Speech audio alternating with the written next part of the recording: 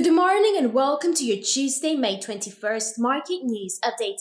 The Reserve Bank of New Zealand is scheduled to deliver their May rate decision in tomorrow's early Asian session. Inflation in Canada most likely eased to 2.7% in April, according to expectations. RBA's meeting minutes showcased discussion for rate hike, yet the committee ultimately opted for a pause. Hawkish rhetoric from Fed policymakers keeps the dollar afloat. Natural gas futures soar higher and hit fresh 4-month highs as hot weather raises electricity demand. U.S. stock markets closed the session hitting fresh historic highs, and now traders brace for FOMC's minutes. Finally, cryptocurrencies are in high demand today after news for an Ethereum ETF. That's all for now, and stay tuned for tomorrow's market update.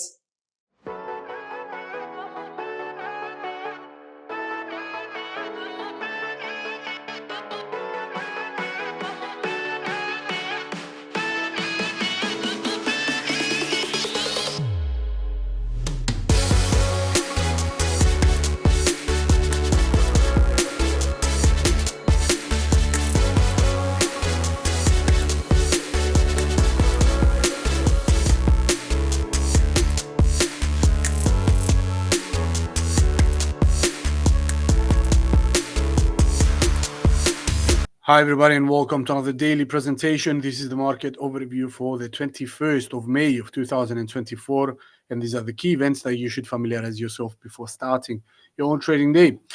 Now, the first topic of conversation is going to be a small summary of what has been revealed by the latest RBA meeting minutes, and more specifically, we're going to talk about how or the fact that RBA pondered to hike rates in this previous decision, but at the end of the day opted for a pause. So earlier today, the Reserve Bank of Australia publicized its May meeting minutes, giving traders and economists a glimpse into what went into the decision-making progress of the central bank. And at the end of the day, we saw RBA opting for a pause at the May meeting, keeping its overnight cash rate steady at the 4.35% level, and reiterated that they're going to continue on with a data-dependent approach at setting and also deploying monetary policy decisions to support the Australian economy. This was the outcome. So let's go into the minutes. So the minutes once again highlighted that officials are still concerned in regards to the stubbornly persistent inflationary pressures that circulate the Australian economy, disclosing outright their discontent in regards to the progress, but also the pace of inflationary pressures easing back towards the bank's 1 to 3% target. So in their accompanying statement, they further noted that the other information had signaled that risk around inflation has risen somewhat, and the realization, they have made a realization or recognize that there is significant uncertainty about its outlook. That gives you an indication that there is nothing sure in regards to inflationary pressures in the Australian economy. The Governing Council is still worried about its trajectory, and we will see down the line that they said we're not ruling out or in any sort of scenario that we may hike rates into the future. So the committee was thus prepared to consider seriously the event of hiking rates back at the May meeting, extrapolating that additional restrictions in the policy would have aided to their battle with inflationary pressures, but ultimately they have chosen to keep rates unchanged and remain patient. They, in a sense, had at the back of their minds that additional, for example, 25 basis points of hike would, at the end of the day, contribute more negatively rather than positively at their fight with inflation.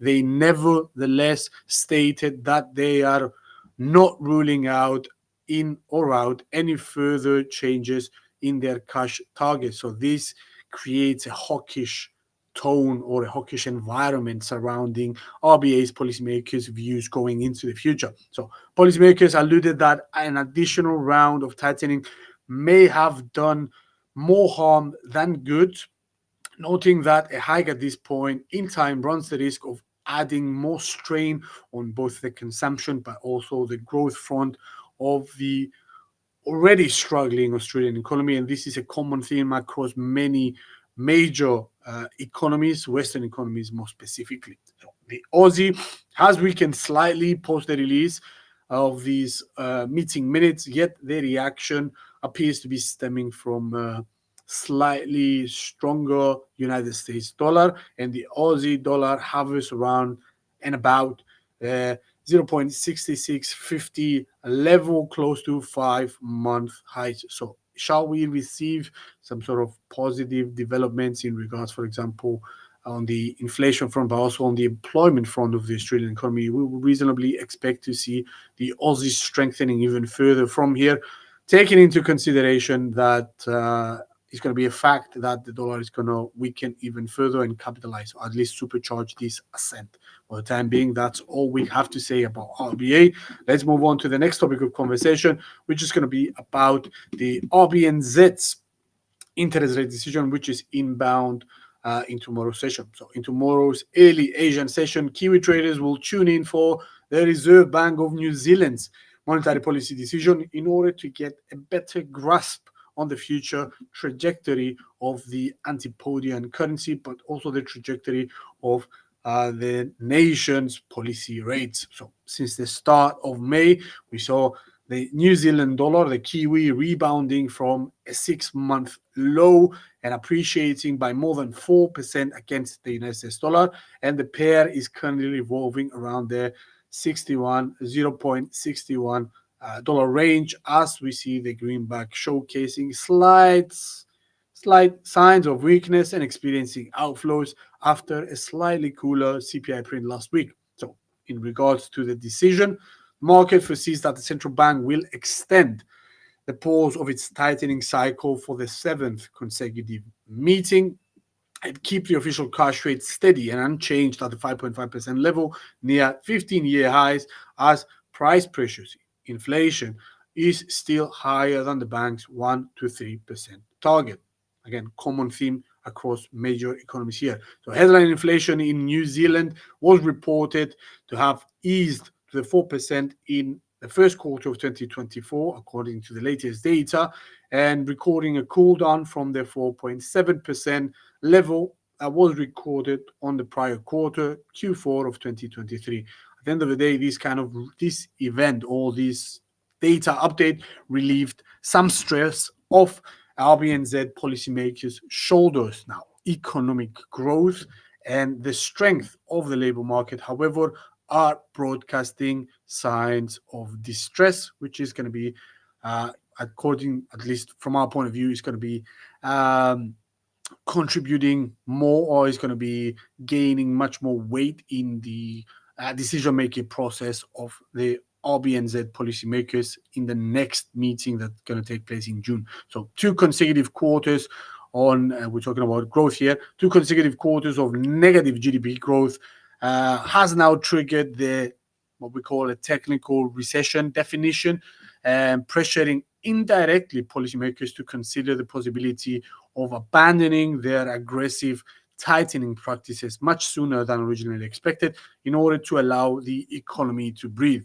And 2 negative quarters of GDP growth is certainly not something that you want to see. Okay, you want international investors paying much attention to. So therefore, we reasonably expect RBNZ policymakers taking into account what they have done so far and possibly leaning towards an easing of their monetary policy stance in order to facilitate much more growth, in a sense, taking their foot off these kind of strict measures and allowing the New Zealand economy to breathe after a few hurdles, we may say. So job growth has been gradually easing in recent months, however, whereas the unemployment rate is rapidly on the rise and has reached the highest level since the mid of the COVID-19 pandemic. So we went back to levels once seen before of unemployment,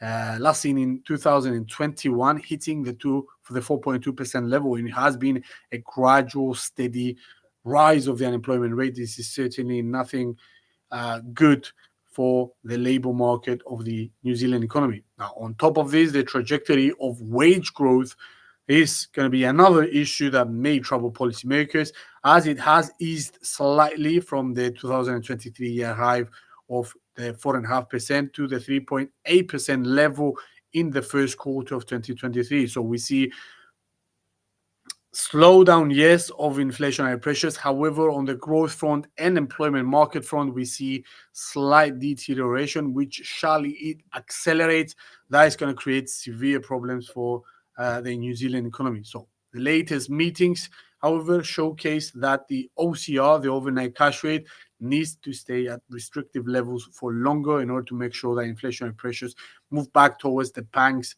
target that was set back in January. But the committee at that point in time has removed wording that pointed to the potential of additional rate increases. So no hike is on the table for RBNZ. So from here onwards, most likely we're going to see easing policy measures being deployed by RBNZ. Now, when is that going to happen? That is the $1 million question. Now, for the time being, we would reasonably expect to see RBNZ policymakers keeping the rate unchanged, but money markets have now started to project that 2 cuts will follow from RBNZ policymakers in 2024, one taking place in, if I'm not mistaken, October, and the other one in November. 2 25 basis point cuts are expected. That is going to leave an OCR rate, a terminal OCR rate by the end of the year of 5%. So we're now at 5.5%. Take out 50 basis points. 5% seems to be the most likely scenario for a terminal OCR rate from RBNZ by the end of the year. We will see whether that is the case. In regards to tomorrow's decision, there is a 97% chance probability or a probability that the bank will keep rates unchanged at the current levels. No major reactions is going to be expected here. Shall we see RBNZ policymakers moving, not against, but much sooner towards pivoting, much sooner towards easing measures, for example, in tomorrow's session? That would definitely place a lot of pressure on the Kiwi, and we would reasonably expect it to fall rapidly from the 0.61 range, possibly down towards the 0.58 range. If that is the case, if we get a surprise cut in tomorrow's session, however, that is not the case. We will see what turns out from this. Are policymakers of RBNZ going to be placing much more attention on the growth and employment front rather than inflation? That seems unlikely, but if they do, we would reasonably expect once again to see weakness coming into fruition for the Kiwi. Okay, so at the end of the day, this has been all that we needed to convey for today's session. So this brings us to the end of today's session, guys. Thanks for watching, and we will catch you on to tomorrow's session for another hopefully brief update. For the time being, take care. Bye-bye.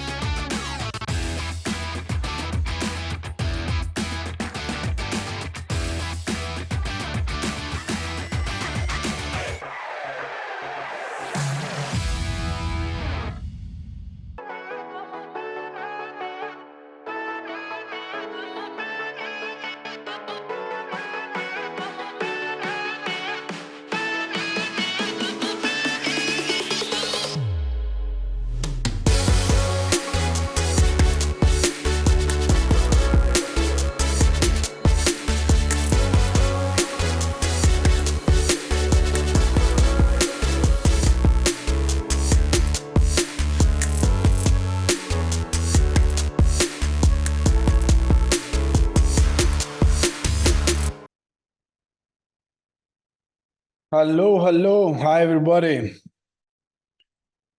Happy New Year to everyone. Hopefully, we're going to have a lovely 2024. Let's see about this. So, yeah, welcome to today's webinar. This is going to be obviously the first one of the series. We rebooted the series right from the beginning as we have reached, obviously, the end of it late last December. So, we're going to kickstart the whole process in 2024 once again. And in this season, if you can call it season, we're going to add a few more topics. We're going to add a few more topics to our series that we haven't done so far. So for those of you that have been here before, welcome. Nice to see you again. I see a lot of people start to join. That's very nice. Okay, so for those of you that haven't, treat this webinar as the first one of your own initiation, if you like, into trading, or at least understanding how the whole thing works. Throughout this series, we're going to provide you with the necessary, at least attempt to provide you with the necessary tools, at least from our point of view.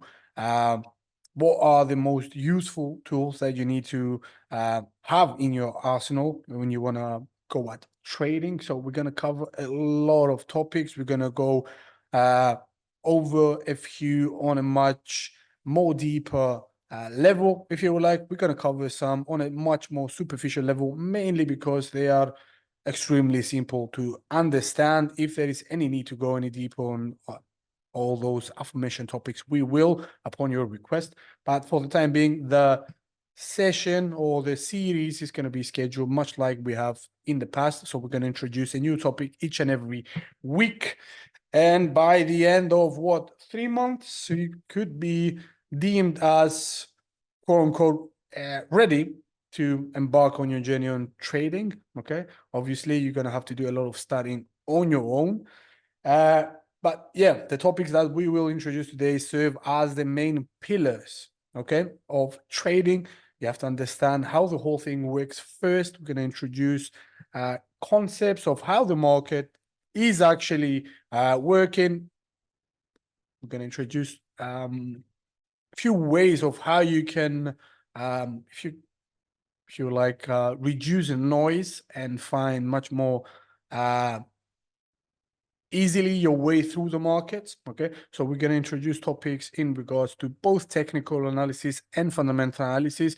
Primarily, we're going to be focusing and more skewed towards the technical aspect, because the fundamental aspect requires a lot of study and a lot of time for us to prepare such materials. But fear not, we have topics in regards to fundamentals as well, at least the basic ones, okay, that you can understand how the whole machine is actually operating. But yes, we're going to delve a little more deeper into the technical aspect of things, mainly because it's much more easier to convey that kind of information to those people that have no prior knowledge.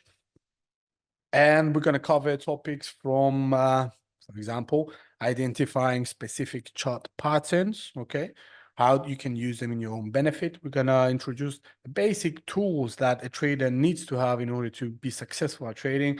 And we're talking about the super basic stuff that once you compile them all together, we're going to give it nice indications and signals of when to enter, when to exit a position. So for example, we're going to introduce the concepts of support and resistance levels. We're going to draw trend lines. We're going to do chart pattern identification. We're going to do study of individual candlesticks. We're going to do a study of compiling maximum 5 candles to create this aforementioned candlestick patterns. We're going to introduce also a wide array of technical indicators that you can plot on your chart in order to aid you identifying what the major trend is, where there's a potential pivot point coming at, how to set and measure your exit positions, percentage, for example, calculating a basic risk-reward ratio beforehand, before you go into a trade. We're going to do a lot of different things. We're going to do delve into the psychological aspect of trading. We're going to do risk management techniques. We're also going to do live trading sessions together to see, after we have accumulated a lovely base of knowledge, how you can actually put that into practice and trade in a real live environment together. So there is plenty of things to cover. For example, something I failed to mention, we're going to do also Elliott wave theory in this series. We're going to do basic Fibonacci retracement tools. We're going to do, again, wide array of different indicators, for example, RSI. We're going to do commodity channel index. We're going to visit momentum. We're going to do moving average, divergence, convergence. We have parabolic saw. We're going to do an introduction into the Ichimoku kind of method of trading. We're going to do a lot of things. So it's going to take us some time to get there, but let's not rush. Okay, let's start from the beginning and let's talk about what we're going to cover in today's session. So today's session is going to be a brief introductory sneak peek kind of course or session, if you would like. Okay, so it's going to be a brief overview of what to expect and how to approach trading. Don't expect much detail in this one. We're going to outline a few basic underlying concepts of the structure, in a sense, setting up the foreground on which we will step upon and build upon as we progress through time. So it's going to be a brief intro to trading. We're going to go over a few basic explanations and terminologies. We're going to present to you various options, okay, of what kind of trader you can become depending upon the time. Obviously, you have to, depending upon the time you are willing to assign to this kind of activity, which we call trading. And lastly, we're going to finish with what kind of products can you trade with T4Trade. Okay, for the time being, enough of me about blabbering about stuff. Hopefully you have enjoyed this brief intro, this scope, this overview of contents that we will discuss over throughout our series. So let me end on that and let's start with today's session. So before we go into the details, I have to go over a small and quick risk warning and a risk disclaimer, and we will be briefly and quickly on our way. So please bear with me. So risk warning: our products are traded on margin and carry a high level of risk, and it's possible to lose all your capital. Now, these products may not be suitable for everyone, and you should ensure that you understand all the risks involved. Now, the disclaimer is, pardon me, the information in this webinar shall not be considered as investment advice or investment recommendation, but it is for educational purposes only. Now, this material is just a personal opinion of the author, and the client investment objectives and risk tolerance have not been considered. T4Trade is not responsible for any loss arising from any information contained herein, and their redistribution of the material is strictly prohibited. Now, let's begin. Now, what we will go over in this first session, again, brief overview of what you can expect throughout this series. We've done that. Let's dive into today's agenda, if you would like. So we're going to go over a brief introduction to Forex. What is it? Okay. How can you benefit from trading Forex, or at least once you understand what what Forex is, how you can benefit upon that, what kind of stuff you can do with FX. Okay, we'll talk about this. We're also going to introduce a basic key terminology. We're going to, or the one we branded as trading slang.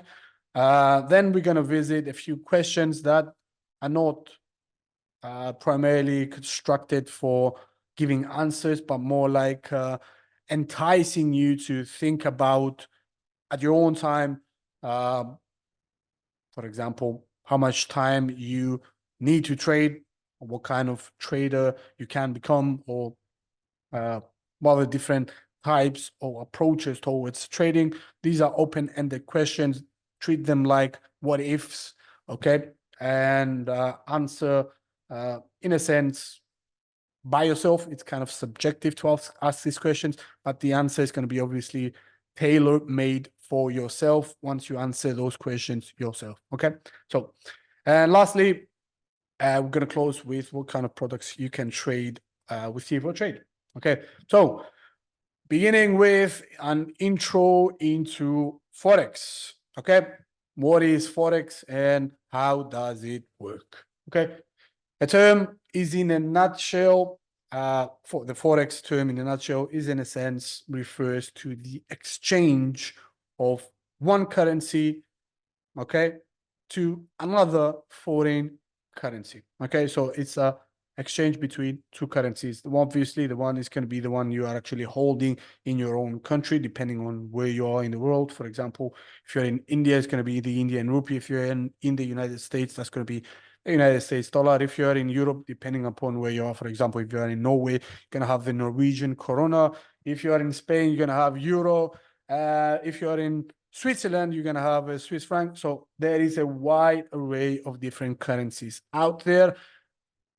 We can begin saying that each and every country has its own respective currency, but that is not true. We have a few exceptions. For example, one obvious one is going to be the countries in Europe. Okay, so we have a coalition of nations that fall under the bracket of what we call European Union or Eurozone. So we have, as I just said, a coalition or a team of nations that came together and they adopted the euro as their own base currency, if you like, the currency that they will be exchanging value between them.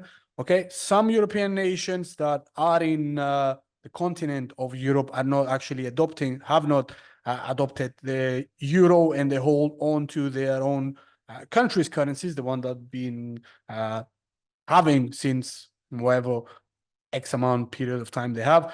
For example, as I just mentioned, if you go to France, Italy, Spain, Greece,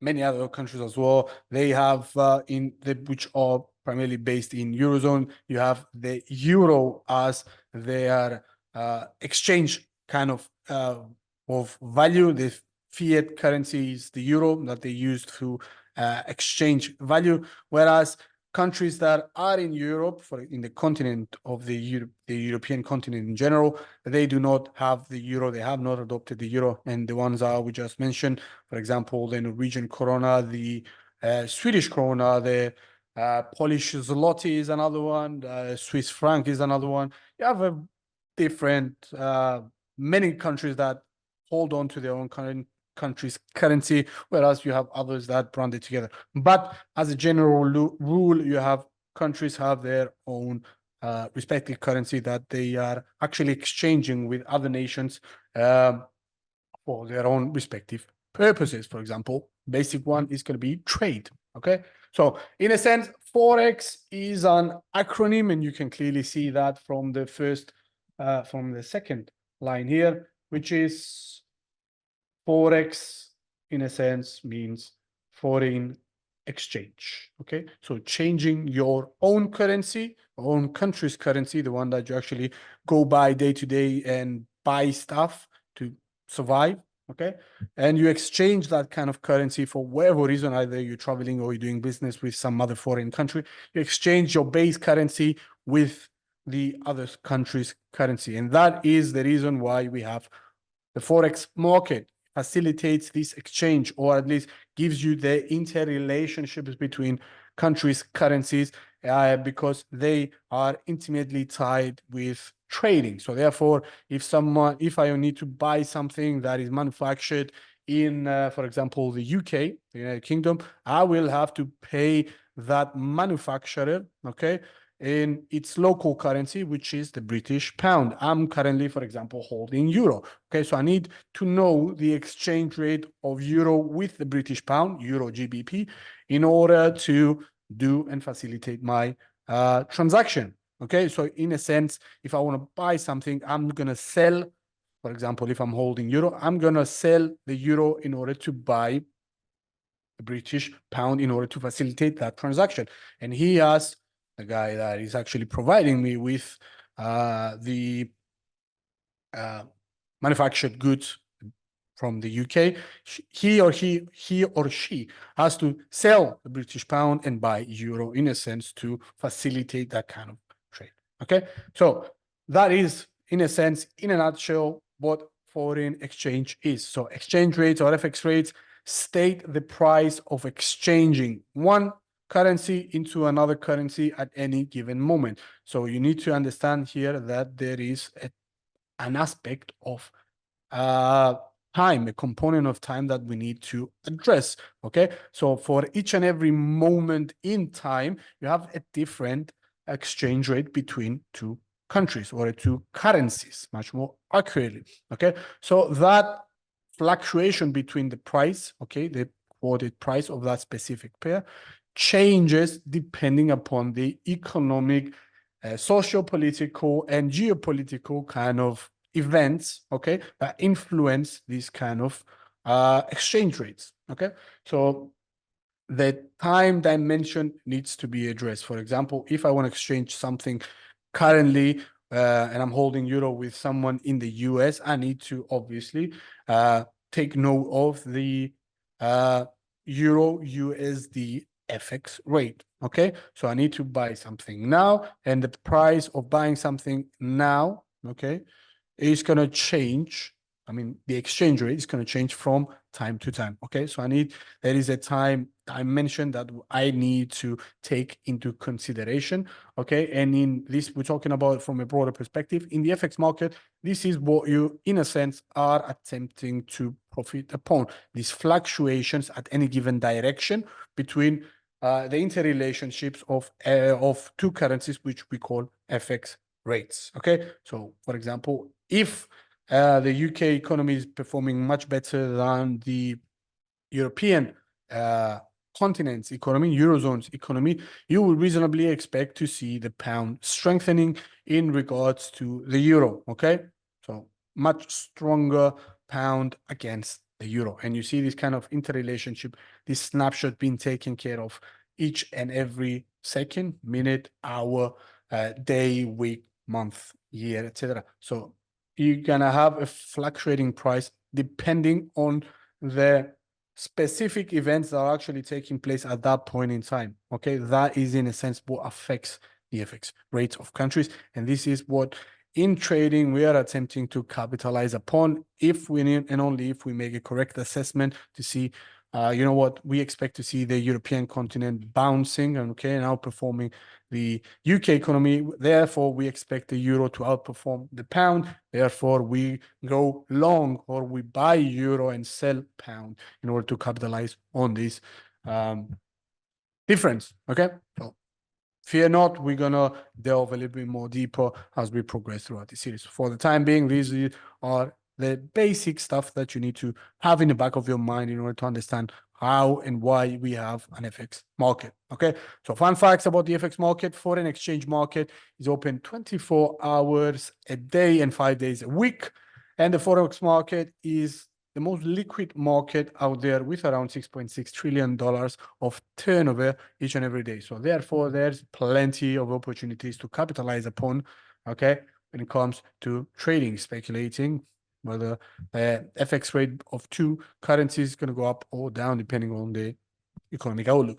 Okay, so let's look at an example for better understanding. So let's say, for example, that you live in the United States and you want to travel to Japan for holidays. Therefore, you are a holder of United States dollar, what we call the greenback dollar. Okay, if you want to go and do your day-to-day stuff in the United States, obviously you need to hold dollars. You cannot go into a shop in the United States with euro in your pocket and you say, you know what, I'm going to buy these, I don't know, Coca-Cola or whatever that is, with euro. You know, you're not going to get any of that. You have to exchange that euro into dollars in order to facilitate, in a sense, transactions in that specific market. So therefore, based on our example here, we currently hold United States dollar and we want to go into Japan for holidays. So before holiday, let's assume that is today. This is the FX rate. So dollar against the Japanese yen. 1 United States dollar gives you 100 yen. Okay, so this is the FX rate. FX of US, pardon me with my scribbles here, USD JPY currently is at 100. That means I can switch or I can exchange $1 that I currently hold into a yen now, and I will get 100 yen back. Okay, this is a hypothetical scenario.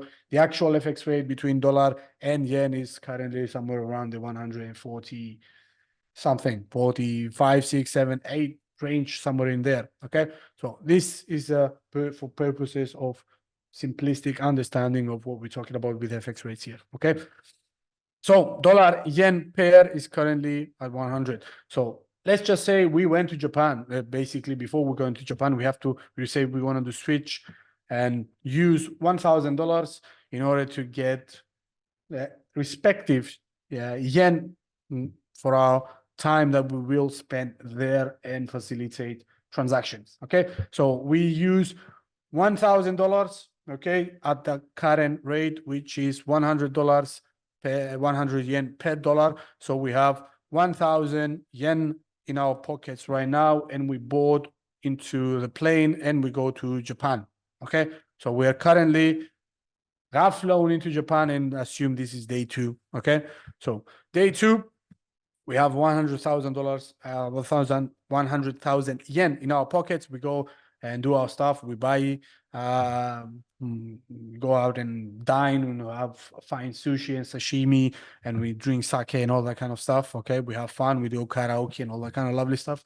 Okay, and the journey or the holidays are done. Okay, so we have to fly back. We have to fly back to the United States dollar. We have to fly back to the United States, and we have these kind of yen left out back in our pockets. Okay, so at the end of the day, moving back to United States, after our brief holiday to Japan, we see that the exchange rate, okay, changed, obviously, from $1 now you can get 110 yen. Okay, how does that impact, okay, our holdings? Okay, so the question here is, did you make money or did you lose money after your trip? Okay, so for the sake of the example, let's assume that you just didn't spend anything. Okay, I know it's unrealistic, I know, but still, have this in the back of your mind. Let's just say that you went to Japan, you didn't spend anything, or someone else bought your food and was covered by everything, by your companions, and you didn't have to spend any money. Okay, assume that is the scenario here. Okay, so you board the plane to go back into the United States, and you have 100,000 yen left in your pocket. So you spent nothing. Okay.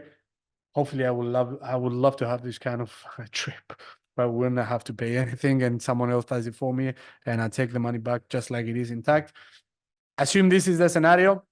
So before the trip, okay, we said that we exchange $1,000 to 100,000 yen. We have 100,000 yen in our pockets, and we head back to the United States. We need to change that yen into the United States dollar back in order to facilitate our day-to-day transactions in the States. Okay, so how does this impact our holdings? Okay, so basically what happened here is that the dollar strengthened while the yen weakened, and we're talking about, if you remember from our prior example, before holiday we exchanged $1 and we got 100 yen. We exchanged 1,000 and we got 100,000. After the holiday, the exchange rate changed from 100 yen, okay, to 110. So in a sense, okay, the yen weakened, okay, much more accurately, the United States dollar strengthened, and therefore you can get more yen with the same amount of dollars. So $1 now is, after our trip, is worth 110 yen. So at the end of the day, we would have lost money, okay, on our brief journey, mainly because now we are holding yen. Okay, we are currently holding yen. So we're currently holding 100,000 yen, but the exchange rate for $1 towards yen is at 110. So we bought it at 100. We exchanged it at 100. Now the rate, it has moved higher. Okay, the dollar strengthened, the yen weakened. Now we have 110 as the exchange rate. So therefore, we have lost money because we have to convert the 100,000 yen back to United States dollar using the FX rate of the dollar yen. And we left with $909. So we lost value of $91 in a sense because the yen weakened and the dollar strengthened within this brief period. So you realize the whole concept of foreign exchange is time sensitive. Okay, so this is what we are actually attempting to arbitrage, if you would like, when we're trading, or at least what we're trying to capitalize upon is these fluctuations in values between FX rates between two currencies. Okay, so hopefully this is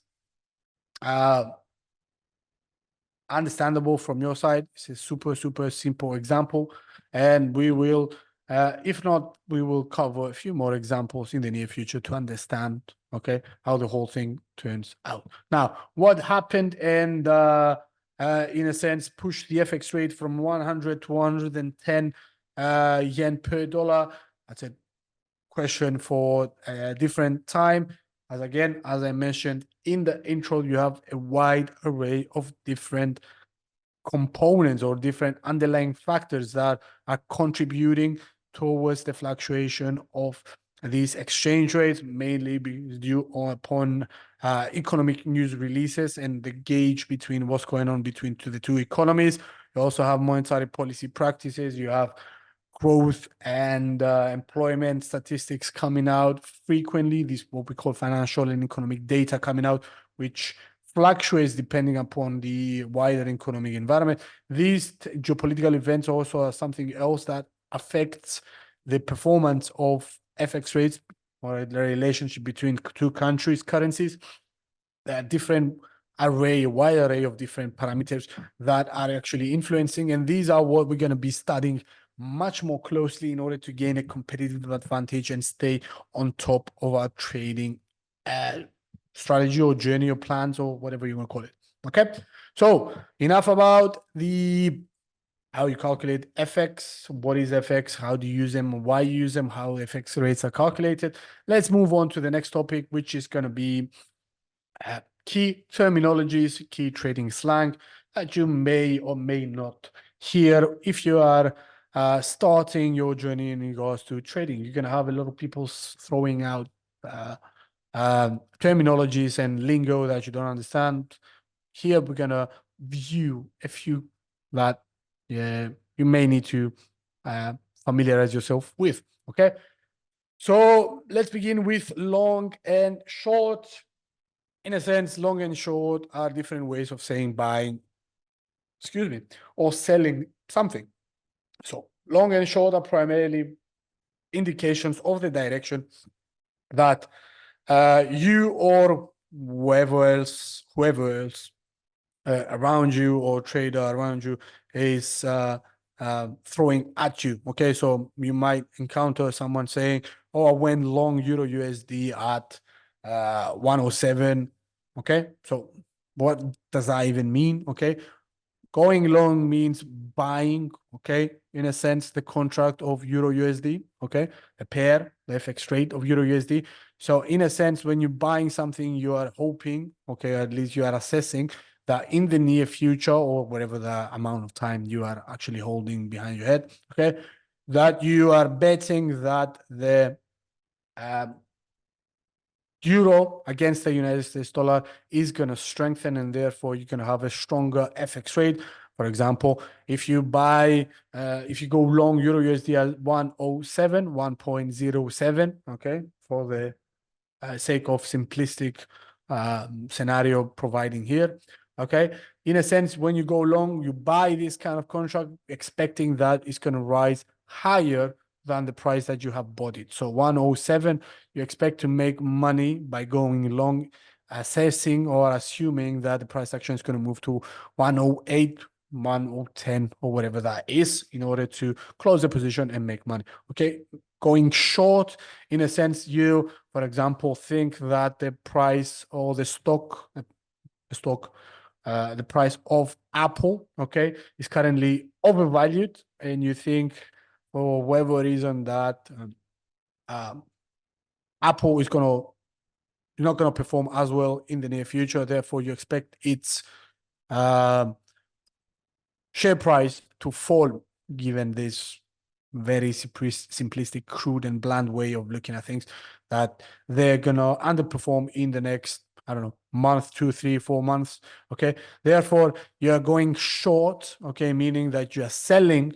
Okay, Apple stock with a sense that you need to capitalize upon the fall of the price action, meaning that you will gain money by taking the opposite direction that the stock is actually holding at. Okay, so going short, in a sense, requires you borrowing some money from the broker in order to go short. Let's not go into much more detail than that. So bear in mind, at the end of the day, that long means buying something, short means selling something. Okay, this is pretty much it. That's all you need to know for the time being. Now, bullish and bearish in regards, this is thrown out in regards to primarily momentum and sentiment gauges throughout the market. So when you say, you're going to hear someone saying that there is bullishness or bullish sentiment surrounding, for example, gold, that means they are saying, I am expecting that the price of gold is going to move to high ground. This is in a sense what bullish and bear, and bullish in this kind of case, means when someone says, I'm bullish on gold, I'm bullish on crypto, I'm bullish on Euro USD. Okay, that means they are believing the price action is going to move to high ground. Okay, also bullish or bearish can be used to categorize or identify the direction of a specific instrument or a specific asset. For example, when you say crude oil or WTI is currently bearish, is in a bearish kind of trend, gives you an indication that, in a sense, they are describing the trajectory of the price action of WTI. Okay, that is how you use bullish and bearish. Bullish means you indicate, or at least you're broadcasting or you're highlighting that something tends to move to high ground or appreciate in value, whereas bearish means something is moving south, okay, moving downwards. That means is actually depreciating in value. That's in a sense what bullish and bearish is. And you can spot the relationship between the former, okay, the prior two key slang which I mentioned, long and short, bullish and bearish. So when someone says, I'm bullish on gold, I'm going long, that means they expect the price action of gold to move to higher ground. Therefore, they're placing a buy order. Okay. So when someone says, for example, I see crude I'm bearish on crude oil, therefore I'm going short, means in a sense that they expect or they see that the price of crude is going to ease, it's going to move to lower ground, it's going to decrease. Okay, therefore they are selling crude in order to capitalize on the fall. Okay, pretty self-explanatory, pretty simple terms to acknowledge and keep an eye out. Okay, so now moving on to majors, minors, and exotic currency pairs. So majors, minors, and exotic pairs, this is the hint. He's talking about FX. Okay, so exchange rates, the topic we have discussed in the prior 2-3 slides. So the interrelationship between two currencies or two countries' currencies. Okay, so majors are a bundle of the 7 most widely known currencies or most traded currencies from major developed economies, which we call the G7, and they are, in a sense, constructed using the United States dollar on one or the other side. So we have the base and the quote currency. Okay, let me explain what I mean by this. So the FX majors, okay, have the United States dollar on either side of the equation. Okay, so that means, for example, the prior example we just had, the USD JPY, dollar against the Japanese yen, okay?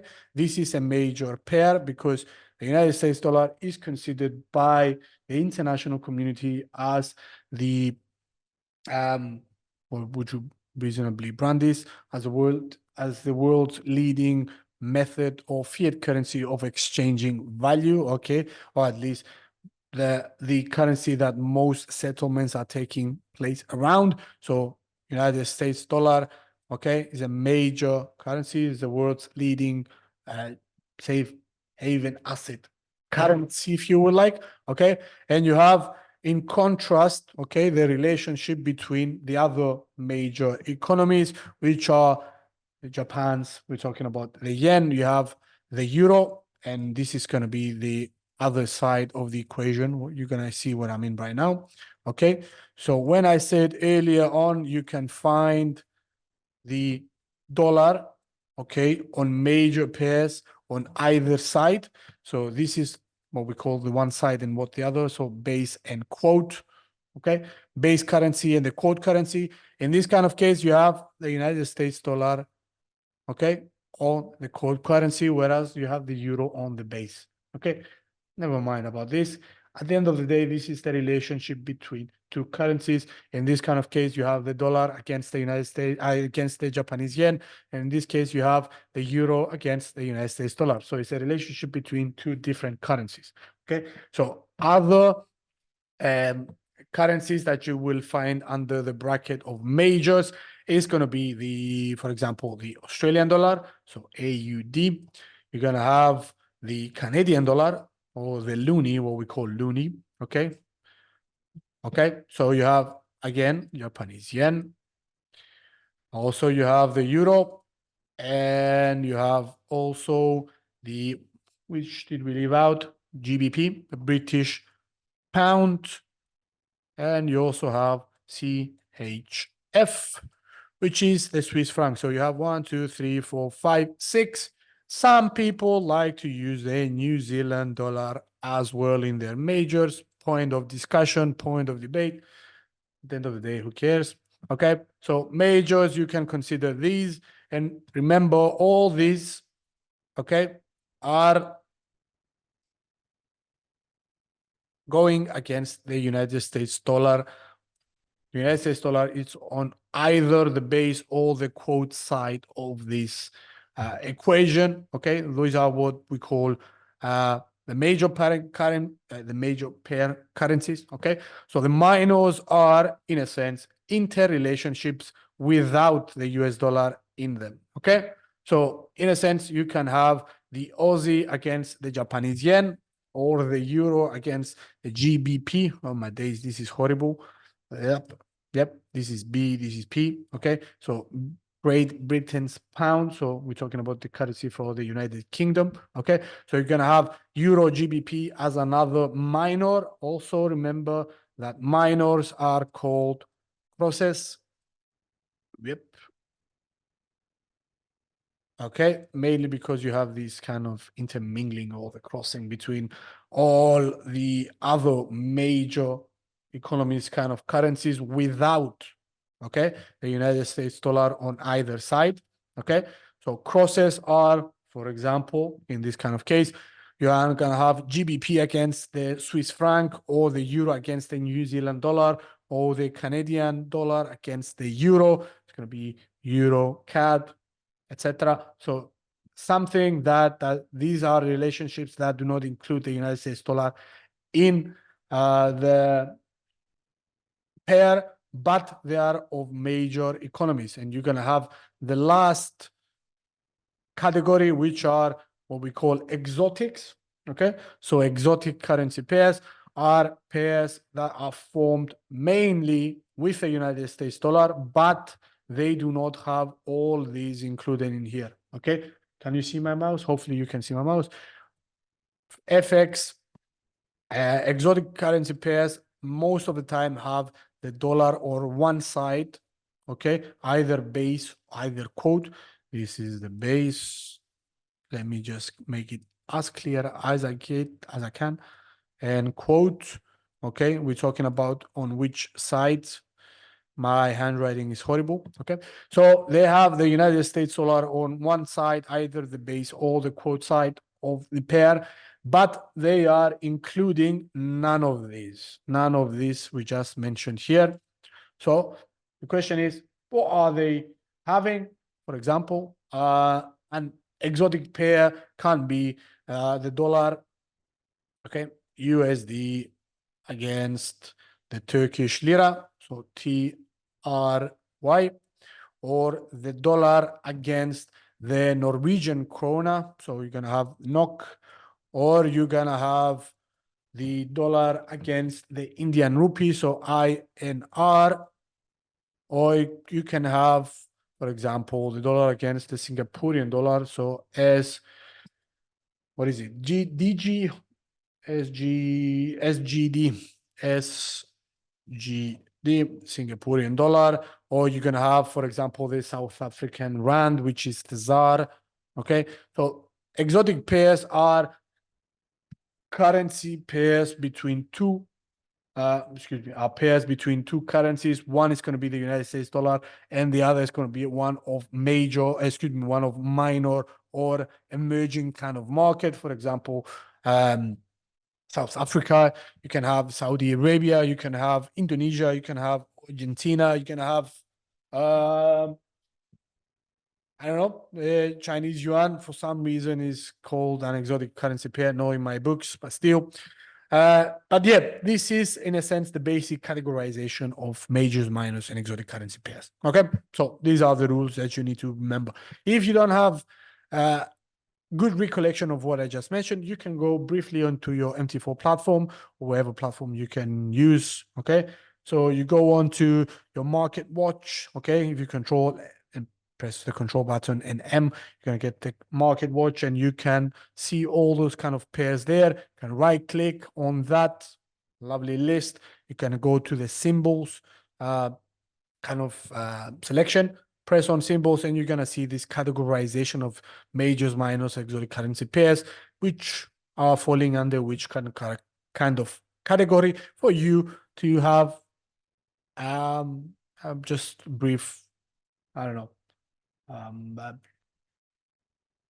let's just say idea of how these pairs are categorized. Okay, so moving on to the next bout of lingo, hawkish and dovish. Mainly when you hear these kind of terms, hawkish and dovish, mainly they refer about central banks policy actions. For example, if a specific economy, if you have been paying attention on what's going on over the past year and a half, so you have a major flux of many central banks hiking rates. That means hiking interest rates. That means rising the benchmark rates that they have in their own respective economies. So when you see an economy, a central bank hiking rates, that means raising interest rates, that action is branded as hawkish. Okay, so by tightening the supply of money, which is what happens once you raise the interest rates. Okay, so you can brand this kind of decision by the central bank as hawkish. Whereas where we currently stand in this point in time in regards to the wider economic environment, you have many central banks, most prominently, let's speak about the Federal Reserve from the United States, the Central Bank of the United States. They are currently contemplating on cutting rates after they have risen them to 5.5%. So when you have central banks pondering or start cutting rates, that means reducing the rate of interest rates, okay? The level of interest rates, okay?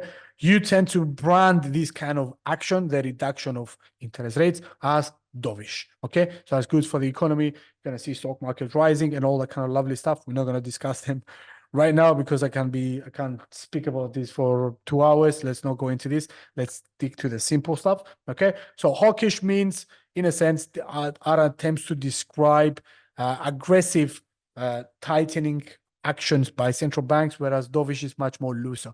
If you, for example, look at the Bank of Japan, you can definitely brand their approach when in regards to interest rates as, or their monetary policy decisions as certainly dovish. They are the only central bank in the world, if I'm not mistaken, maybe there may be another couple of them, that they did not raise interest rates over the past year or so. They keep their interest rates in the negatives at 0.1%.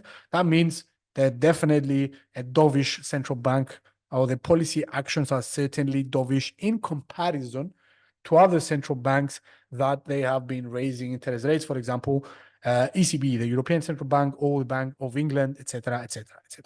Okay, so this is in a sense what we say about hawkish and dovish. Okay, so next lingo is pips, which are in a sense abbreviation of percentage in percentage.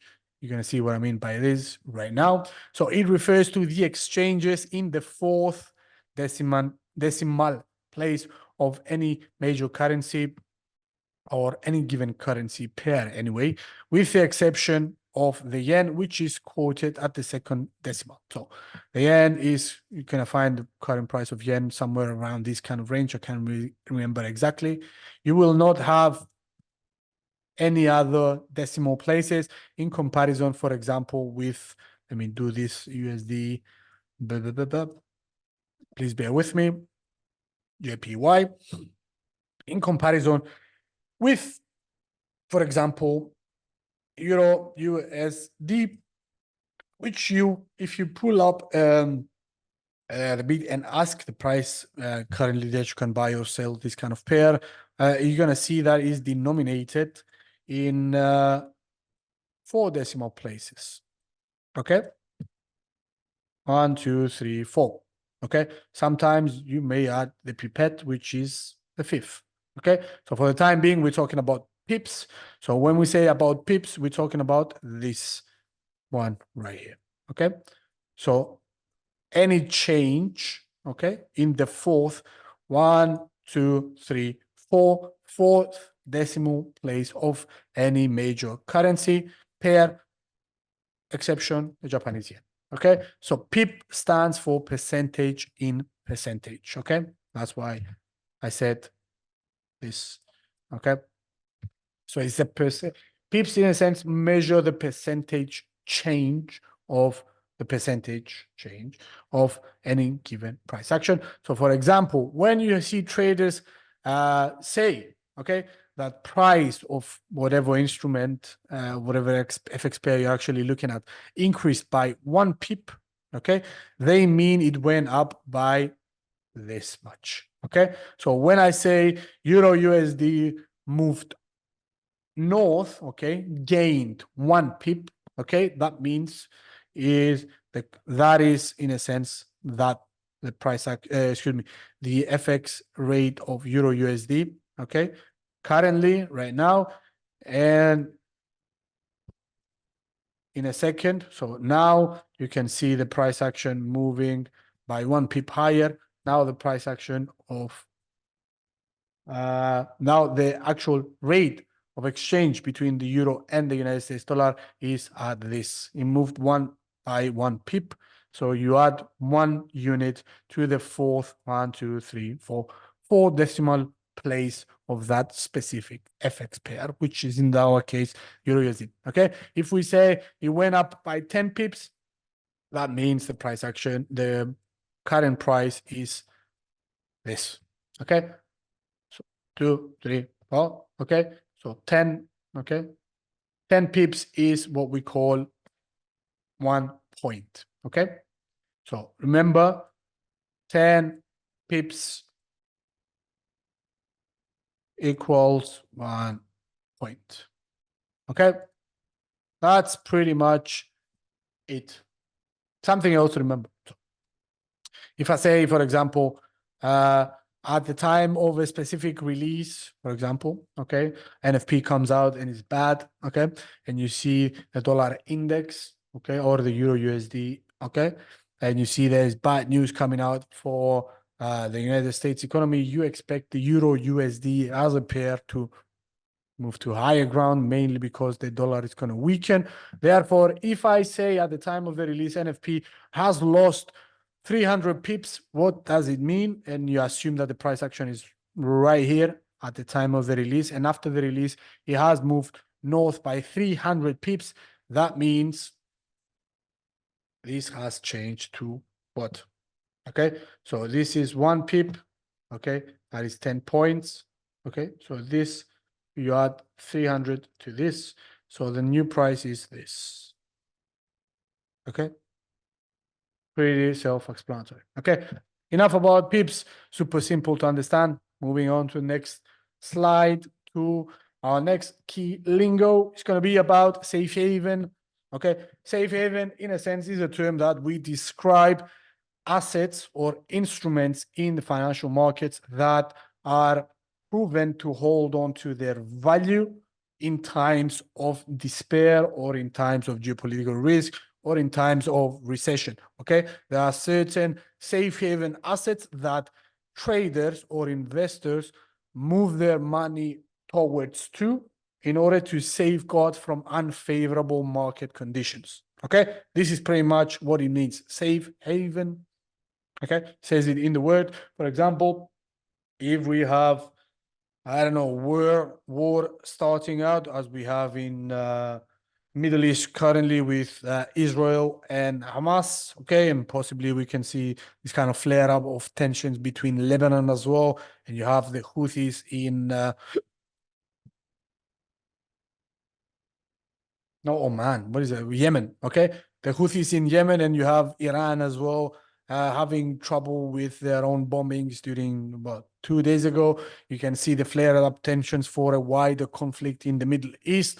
That is certainly an area where investors are going to be paying close attention to, which means if they fear that there's going to be some sort of aggravation of tensions and therefore the potential of a wider war, you would reasonably expect to see money being allocated on safe haven assets, which safe haven assets are, for example, the United States dollar in regards to the FX market. You also have the Swiss franc and the Japanese yen. They have been deemed as safe haven assets, safe haven currencies, where investors allocate their money towards to if they have these kind of scenarios, recession, wars, and all that kind of stuff, famine, and all that.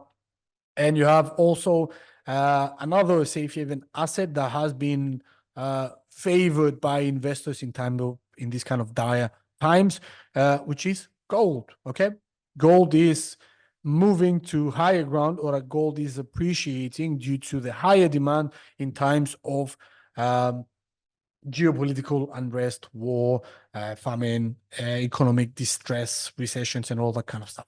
Okay, so safe haven assets, remember, United States dollar, gold, you can have silver as well as one of them. You have Swiss franc, you have Japanese yen, and you have sometimes possibly some big kind of corporation, or at least let's speak about the largest corporation in the world, which is the United States economy. And therefore, you can see bond prices as well, treasuries rising in times of these kind of geopolitical risk. Okay, so safe haven assets are in demand or are hot when these when the bad situations coming into fruition in the wider international scene. Okay, so moving on, we have bid and ask. Bid and ask are the same. They're going to be the stuff that you're going to be seeing in your trading platform when you want to buy or sell something. In a sense, bid is the buy price and ask is the sell price. And you have what we call the spread, which is the difference between the buy and sell. Remember, most of the times, basically all of the times, unless you have a slight rare exemptions, you're going to see the bid price, okay, the buy price is going to be lower than the ask price. The ask price always have to be above it. There's some exceptions, rare exemptions, but most of the times, as a rule of thumb, you're going to see ask price is going to be higher than the bid price, okay? So the price that you're willing to sell something is always going to be higher than the price that you're going to buy something. That's, in a sense, bid and ask, and you have the concept of spread, which is the difference between the two. Okay, so liquidity, easiest way to conceptualize liquidity is with a brief example, for example, with let's just say you want to buy an iPhone, okay? So highly accessible technological invention, if you like, a telephone, okay? So iPhone is certainly something, is an item that has high liquidity because there are many phones being produced in order to be offered or supplied to the market for those that want to buy it. Therefore, once you have an item that is of high demand, then you have also a matching high supply. You have what we call a high liquidated kind of item, and if you put it much more in market kind of oriented point of view, when you have an asset that is, when you describe an asset that has high liquidity, that means a lot of people are actively engaged in buying and selling it. So therefore, you have higher chances of transacting that and at much better prices compared to, for example, if you have a Nokia, remember those lovely phones, okay? Those indestructible tools for war, okay? Those Nokia phones that are pretty scarce, you cannot find them much more in the market right now. You can brand them as a less liquid kind of item because there are not many buyers and sellers in the market that want to transact or offer this kind of phone, in comparison obviously with the iPhone, which is a much more well accepted, okay, for the time being, phone that people want to buy and sell. Okay, so high liquidity means you have narrower kind of price action, much more competitive price action, whereas in assets where you have low liquidity, you tend to have larger spread, okay, because there are not many people in the market transacting for that specific instrument. Okay, so for example, if you want to have a comparison, Apple stock is definitely going to be much more liquid compared to a company that nobody knows and it's listed on NASDAQ and it trades for $1.50. Okay, some unknown company. Okay, so this is a brief comparison that you need to have in your head. Okay, so high liquidity means closer and much more nicer and much more competitive price action, whereas you have low liquidity, you tend to have larger spread and much more not that competitive kind of prices. Okay, so slippage in a sense refers to a discrepancy of price.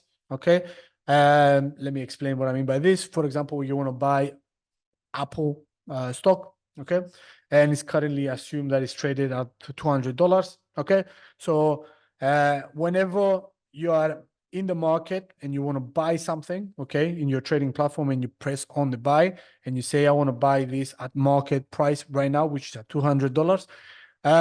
Most of the times you will get slippage, and slippage is in a sense the difference between the price you have pressed the button to get and what the actual price you got at the execution. Meaning, for example, I want to buy it right now and I press the button at 200.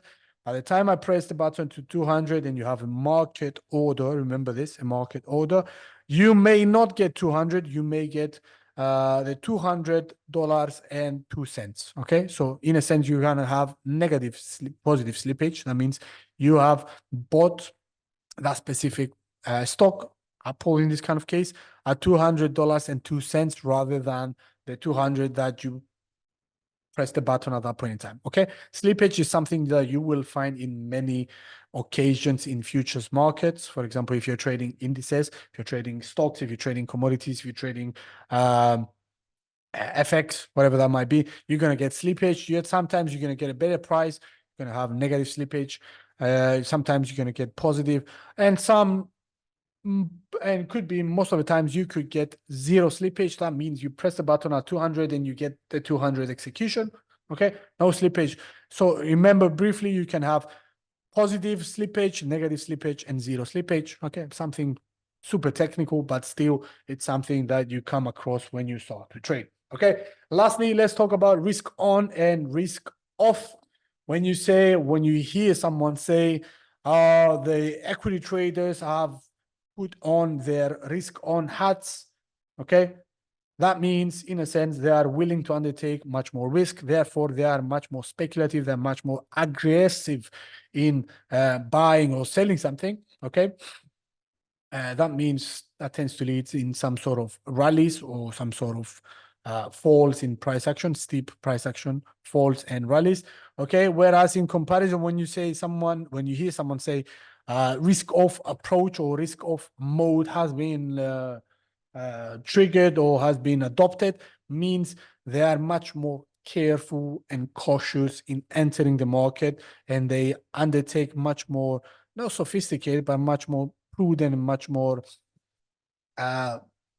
cautious stance at trading. Okay, so risk on means aggressive, volatile price action and getting into the markets. Risk off means much more cautious, okay, and much more conscientious approach at trading. Okay, so in a sense, gives you a gauge when you hear someone say risk on, that means something is super bullish. Okay, on something that needs to push the price action higher to higher ground with a higher velocity or high momentum. Whereas when you say risk off, they are more reluctant, kind of bearish sentiment surrounding a specific instrument. Okay, so enough about key terminologies. Give me a second to have a sip of lovely water.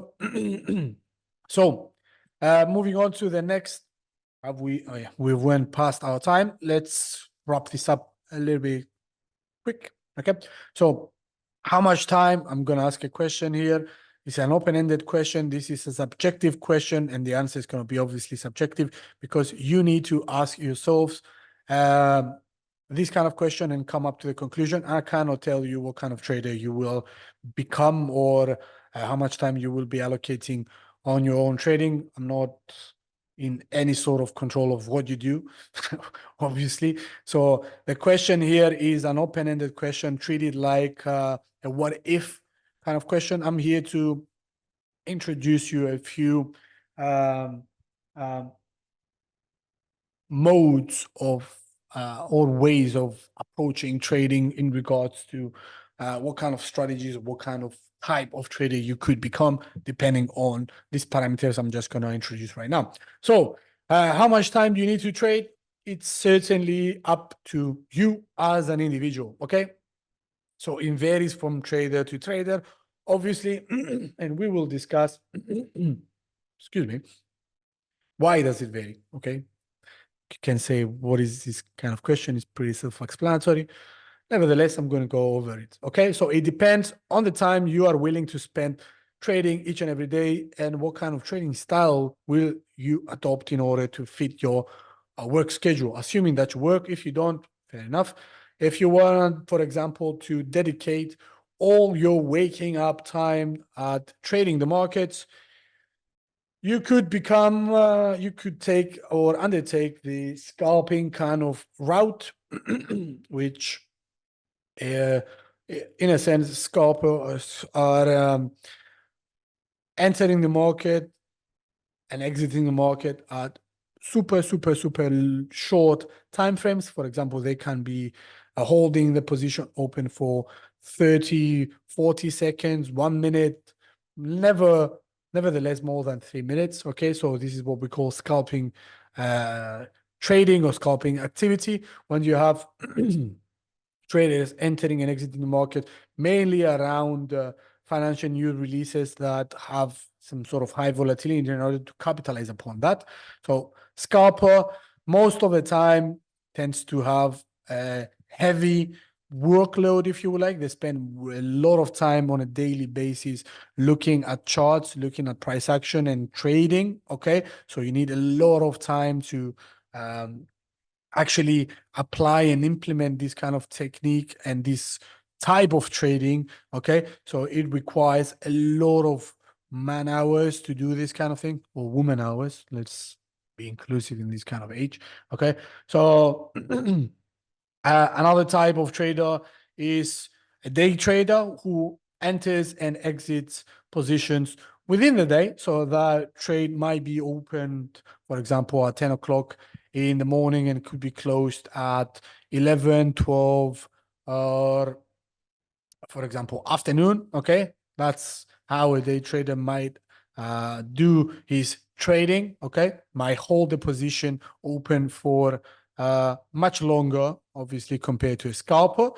And it requires more or less 2 to 3 times a day prior let's just say, coming up with a plan and assessing the markets, getting the pulse of the market, or how is what is the direction of the market, what we expect today. They take a lot more information under consideration and act accordingly.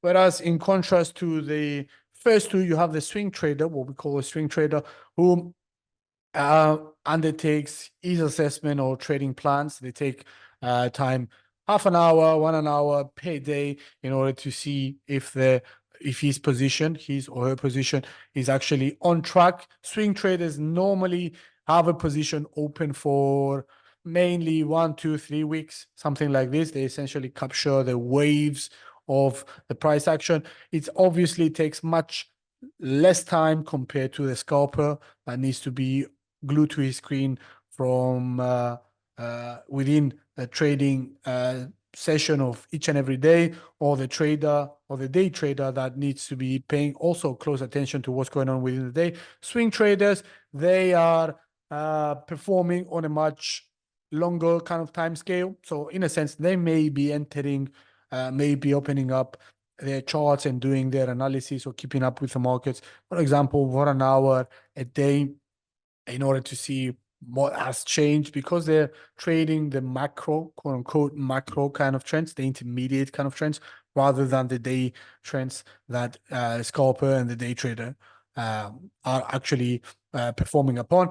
And lastly, we have the position trader, which we call bag holders. In a sense, they go long, mainly they go long on a position on, I don't know, Microsoft or stock or crude oil or FX pairs, whatever that is. They take longer kind of position, hence the position trader term. They keep the position open for months, so therefore they don't need that much time to go in every day and study what's going on. Okay, they might briefly tune in, okay, open up their PCs or set their trading setups to see if the underlying trend is favoring their position or not, and they adjust accordingly. So you understand here, the time horizon is what defines what kind of trader you can become. Okay, so don't expect to perform well if you're willing to undertake the super short kind of trading approach. For example, scalping. Okay, buying and selling within the minute kind of period without doing your homework or without paying attention, but for an extended period of time, is if you're willing to do scalping and willing to put in the effort of studying and keeping an eye on what's going on for a prolonged period of time within your day, sorry to say, but you are just a gambler. So there's no possible way of trading efficiently and profitably as a scalper without paying attention to what's going on into the shorter time frame or the day-to-day stuff. So if that's not you, okay, if you don't want to blow out your account by just randomly placing trades without practicing, or at least coming up with what's going on or assessing how the market works, don't do this, please. Just take a different approach. For example, use day trader kind of principles or swing trader principles and do a mix and match. So ultimately, it depends on how much time you're willing to dedicate into trading. If you're not willing to dedicate 4 hours of your own day looking at charts, don't become a scalper. You're going to lose your money quite fast. I've seen this a million times. Please don't do this. However, if you want to take a much more moderate approach, you say, I'm working a 9 to 5 and I have 2 hours on my afternoon to start learning to trade. Take the day trader approach, take the swing trader approach. gives you much more time to digest how the whole thing works, okay? Identify your positions, okay? And execute accordingly, okay? So it ultimately depends upon how much time you're willing to have for trading, okay? How much time you're willing to dedicate yourself and learning this kind of stuff, okay? So what kind of trader you will become is ultimately upon you, okay? So identifying your trading style, whether you like to trade gold or whether you like to trade commodities or whether you like to trade FX, find your niche, understand what drives you to learn more about how the whole thing works, okay? If you start by this, okay, with this approach rather than, oh, you know what, if I'm going to trade stocks, I'm going to become much more profitable than when I'm trading FX. That's not the case. Please don't approach trading like this, okay? In my honest opinion, in my humble opinion, find the niche that you are good at, okay? The ones that you are interested in trading first, okay? And then start trading at it, okay? So for example, you have a liking to how economies are behaving in regards to the wider economic market and sectors, and how does the employment data reports are impacting the FX market and currency pairs. Go on to FX, okay? If you're willing to scroll through various different financial reports from companies, and you are willing to understand how, for example, a manufacturing company is performing, or how, for example, an auto manufacturer is doing, how the process of creating cars is coming into fruition, and, oh, you know what, I like this kind of process and I like this kind of companies. Fair enough. Learn how they work, how they operate, learn to read financial statements, and excel on the niche of equities, okay? So find your niche by trial and error, obviously. Or, for example, you would like the developments of commodity prices in the international markets.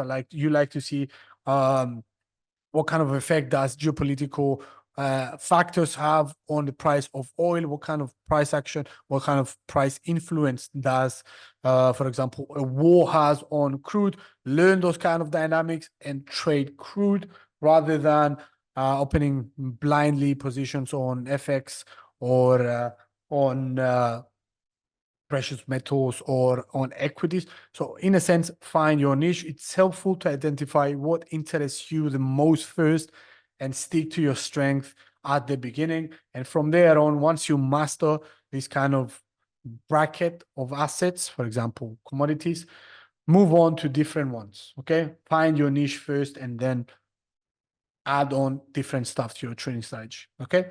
So again, this is another question that you need to address by yourself. You have to understand what moves you to learn more about something before trading that, okay? Hopefully that is helpful, okay? So last slide, if I'm not mistaken. Oh, no, we have another two, okay? So what kind of approaches can you undertake when it comes to trading? You can have the fundamental or the technical analysis, and or both, okay?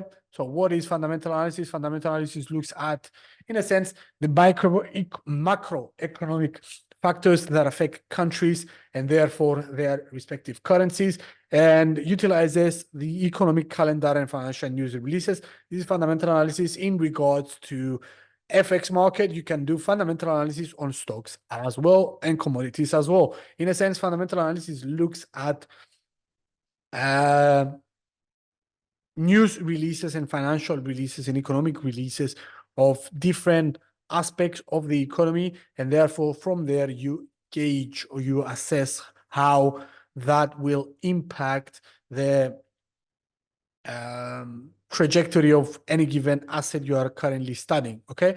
In contrast to the technical analysis in a sense looks at chart patterns and indicators that give out signals for trading. So therefore you're not primarily interested in what's going on with the wider economy, even though you should, because you can get severely valuable insights from doing the fundamental analysis, okay? So Technical analysis looks at chart patterns and indicators that gives signals for trading, okay? And they use, in a sense, for example, say various different indicators such as moving averages, momentum, RSI, Fibonacci, can have Elliott wave theory, Ichimoku clouds, parabolic saw, commodity channel index. All these I just mentioned, these technical indicators, these are gonna be the stuff, okay, these topics that we will be discussing throughout this series, okay? So we will venture definitely deeper into technical analysis. We're going to introduce each and every one of these technical indicators and how to assess them, okay? And apply them and implement these kind of traders onto your trading journey and see whether they give you valid signals to buy and sell something, okay, whatever that instrument is. And we're going to do that also with fundamental analysis. We're going to go a lot more deeper into fundamental economic news factors, understand what kind of implications do, for example, the NFP print that we're going to have in a few hours' time from the United States, the employment report. What effect is the GDP rate of a specific country will have on currencies, how to read financial news, how to read financial statements from companies in order to make much more educated and sophisticated guess on what's going to happen with a specific company, whether that will be Apple, whether that will be Amazon, Microsoft, AMD, or Louis Vuitton, or whatever that might be. Okay, so we're gonna we're gonna dive deeper and we're gonna analyze the effects and the underlying basic components of both the fundamental and technical analysis throughout this series. So feel free to join and we will provide you with the basic knowledge, but also going to move on to a little bit more deeper and give you the top of the heap, if you would like, of the cream of what makes or why do people pay attention to these kind of techniques, okay, either fundamental or technical, and how they can benefit and elevate your own trading, okay? So we will be discussing these kind of topics throughout this series. Feel free to tune in, okay? So what products can you trade with T4Trade? Since we have this webinar and we have, 2 minutes, I'm going to do a brief overview of what we can trade on T4Trade, since you chose T4Trade as your trusted broker. So you can trade FX pairs, you can do you can do FX pairs, you can do metals, you can do commodities, equities, and indices. So these are the main categories. So you can trade, for example, Euro USD, GBP USD. You can trade the dollar against the Japanese yen. You can also do gold, silver. When it comes to metals, commodities, you have oil, you have natural gas, you have coffee, you have cotton, you have orange juice, you have cocoa, you have a lot of stuff. Same thing with equities. You have the opportunity to trade Apple, Meta, Amazon, as I just mentioned, Nvidia, and all that kind of stuff. And lastly, we have indices, S&P 500, US 100, and NASDAQ. Let's move on to the website to see all this kind of lovely stuff easily categorized here, okay? So we go into the markets and you can clearly see which kind of instruments you can trade. For example, you have Forex, you have metals, indices, commodities, futures, and shares. Let's go for an example for shares, okay? What kind of shares, what kind of stocks you can trade, CFDs. And you have, if you scroll enough down, you have trading conditions and specifications, and you have all the list of the stocks you can trade here, okay?